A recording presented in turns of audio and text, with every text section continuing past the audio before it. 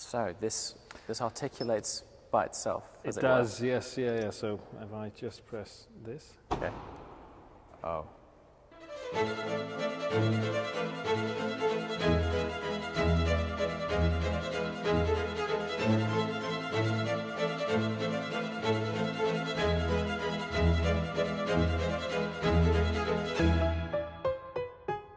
Okay, here we are. Now the unique thing about this, good morning sir, how you doing? is that this is unfolding in actual real time and I'm yet to, oh my God, see this car. Crikey. It's huge. Yeah, Where do you begin with this? Kindly meet the Rolls Royce boat tail. So it's called the boat tail. It is, yes, and all will become clear as we go through the car, but a modern interpretation of the historic boat tail body style. I mean, it's quite literally a road yacht, isn't it? There's certainly a sort of nautical influence. Unbelievable. How long have you been working on this for? It's been sort of 4 years since the first client discussions, let's say. Okay. I mean, you know the brand very, very well, and we proudly stand behind a commission model. That is to say that the end result is very much guided by the client in terms of definition, and we don't necessarily always know where that's going to take us. And in this instance, we have arrived at this as the conclusion of 4 years of work and 4 years of, I have to say, fantastic curation with some marvelous clients of ours. Did this start at a similar time to Sweptail, or did it come off the back of that project? It was, let's say, Sweptail somehow, I think, worked almost as a catalyst in the sense that Sweptail also equally born out of this notion that we work to a commission model. But I think on revealing Sweptail, everybody almost understood a new watermark in terms of where you can progress to. And that, I think it's fair to say, stimulated a level of imagination within our client base. And we like to think that all of our clients are extraordinary, but somehow within that group exists individuals who seek so much more than just the motor cars that we produce, and they seek that opportunity to curate and to commission, and that was really the start point for the preliminary discussions and the preliminary designs that led us in the direction of this wonderful motor car. How long is this thing? It's just over 5.7 meters, so as I mentioned, sort of generous. But hopefully, as you can recognize, and it's something we really did labor over, is that it's really the proportion and the scale that does the talking. Mm-hmm. That's where this sort of sense of impact and almost demonstration of the kind of presence of the concept comes across. But the detailing, particularly the surface treatment, it's very reduced, it's pared back, it's simplified. We're very conscious, especially in this space, that cars are almost sort of defined by this metric of more is more. It's more differentiation, it's kind of hyper characterization, whereas we really wanted to exercise almost a newfound level of restraint. And you can see just the cleanliness of the surfaces, the purity of the lines, and also the fidelity of the form. I mean, remarkably, the car is all fashioned from sheet aluminium. It's hammer formed. Is it really? That allows us to do amazing things, things that we would never normally be allowed to achieve through industrialized techniques. So you can just see the general clarity of line and surface and precision. It's incredibly smooth, isn't it? It really is. Incredibly so. It really is. Unfortunately, a lot of modern design is littered with almost superfluous detail. And we really wanted to break away from that. And actually, I think you sit in front of the most progressive element to the overall concept, and that's of course the treatment of our iconic Pantheon grille.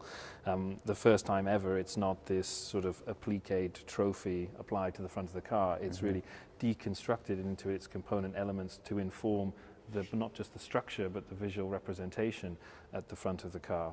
The contrast color waterfalling over beautifully into the grille space itself, and even the atrium of our Pantheon grille is sort of softened to kind of lessen the formality. We very much want the car to be an owner-driver's concept, and I think it's the grille, especially the treatment of the grille, that really demonstrates that in a very clear way.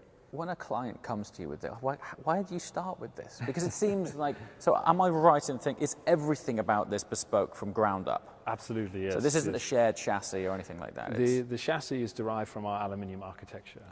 And of course, as you can tell by way of the scale, it has a lot of similarities with the Phantom lineage.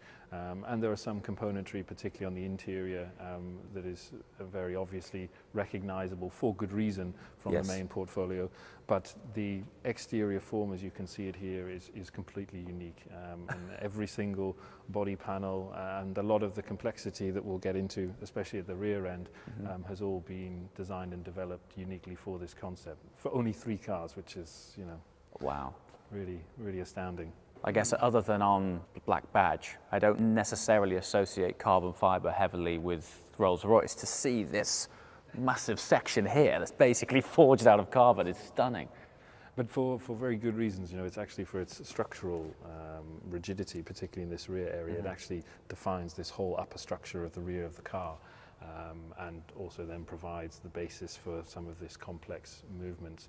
The pannier, we describe this area as almost the rear hosting area, and there's a lovely link also back to the personality of the clients, in the sense that we were very fortunate through the development process to spend quite a lot of time in their company, and they were just the most generous hosts. You know, they were just wonderful, wonderful people to spend time with, and we really felt that spirit should somehow live in the car, and almost that we always think, for me at least, Rolls-Royce, in terms of its sensibility, and I think it's a typically British quality, that it's there to serve. You know, it's there to very, very respectfully and very dutifully fulfill the requirements of its owner.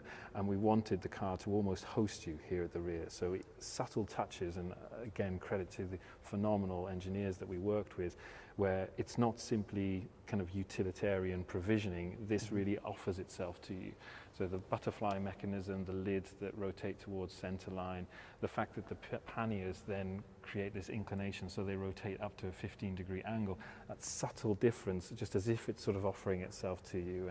And even these beautiful picnic tables, you know, they rotate round, so they move from this sort of flush-fitted condition. Oh my good here. Lord, that is absolutely gorgeous, isn't it? It really is, and it's a beautiful thing to use. You know, it's lovely weighting, and again, just a real demonstration of ingenuity. What is quite amazing is its overall profile, super simple, and as soon as you start to look at it, the amount of detail in it, it's crazy. Am I seeing a blue weave in this? You are, yes, so it's a technical weave. So it's got a contrasting blue fibre running through the actual carbon weave itself. Indeed, yes, yeah, and moreover, we actually also extend it to these beautiful stools, which we again created from the ground up. I've just noticed that these are carbon stools. If I'd have known that, I would have taken a few steps back before I wandered around the car. Yes, yeah. No, I mean, training as an automotive designer, I never thought I'd find myself penning a stool.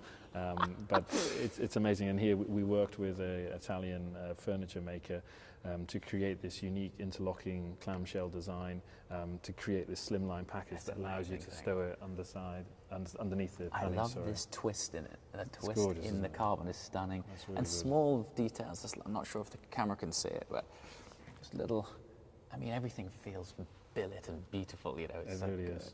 Really gorgeous, gorgeous thing. The most astounding thing for me with this project really is that it exists. You know, in this day and age, with the general consumption trends that we experience, you know, for not just a marque, but also for customers to impart with so much patience, so much trust, and so much encouragement for us to create something extraordinary, but for us to have the latitude to pen the car that we believe projects the modernity of the brand, you know, and really moves it on. It's not a retrospective fulfillment of creating something unique. It's really about progress, and you could describe it almost as modern patronage. You know, it's really about commissioning the next chapter for this great brand. And then, as your eye wanders onto the interior, you can see again with the exterior this sort of reduced, pared back feeling, really allowing the beauty of the materials to do the storytelling.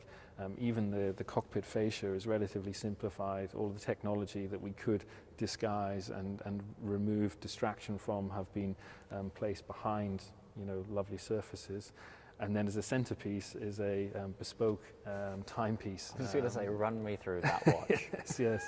Yeah, I mean, the tale behind that is almost as extraordinary as the car itself. But the client is, of course, a great aficionado of timepieces and individually commissioned timepieces, and wanted to create something unique for this car to bring together in his mind his two passions, Rolls Royce and timekeeping, horology as a discipline. And we worked with Bouvet, the Swiss watch manufacturer, to complete, to our mind, the first ever tourbillon movement applied directly into a car. So that's embedded into it, as opposed to a removable. Well, it is actually removable. There's 3 examples of this being produced. How individual is each one? Does each one have as much of a unique story? Very much so, yeah. So the only similarity between the 3 cars is the body style. We wanted to create almost, you could describe it as a sort of critical mass of more than a one-off in the boat tail body style to really, almost qualify it as a modern interpretation. And that's really where the similarity ends. So all of the detailing, the materiality, the colors, the appointment in the rear varies considerably from one car to the next. Right, okay. But as you see here, standing at the rear, there's this wonderful symmetry. So on this side, it's provision for eating. Even things like, as I open here, you can see the Christophe cutlery. So we work with Christophe in Paris to create a unique cutlery set. It's inscribed with the car's name in here, and also the crockery itself. And then you can see the chilled food containers inside here, the non-chilled food containers here, salt and pepper grinders, not shakers, as we were reminded when we made that blunder with one of the clients. They described, when have you ever been to a Michelin star restaurant and used a shaker? Yes, noted. And I think this is the marvel really for me, because the ingenuity, the fascination and the engineering that has gone into this, purely informed by the notion of hosting. And nothing more. It's not about performance, it's not about any of these other typical qualifications of engineering achievement. It's really just a beautiful, beautiful thing to use. And this, talking about the viability of the car, this has all been high-speed tested. So believe it or not, this, with all of its provisions, has been around Millbrook several times. Is it really? Yeah. So you've sent this round Millbrook, full setup in the back. Yes, yeah, just to make sure there was no noise, vibrations, and they even had to make some subtle adjustments to some of this configuration. And then, yes, talking about sort of accomplishment, the parasol, and not just any parasol, one that we designed and developed from the ground upwards, specifically for this application. So it deploys out of this sleeve in the center here. It has that cap. Again, you can see just the quality of execution. So has there been any enhancements to engine, or is that taken from existing family, translated into this? Absolutely, yeah. So it's from the Phantom. That's the only ingredient that's unchanged, because it's not what characterizes the car. And let's also face it, the client was extremely happy with the way Phantom. I was going to say, it's not like it needs changing.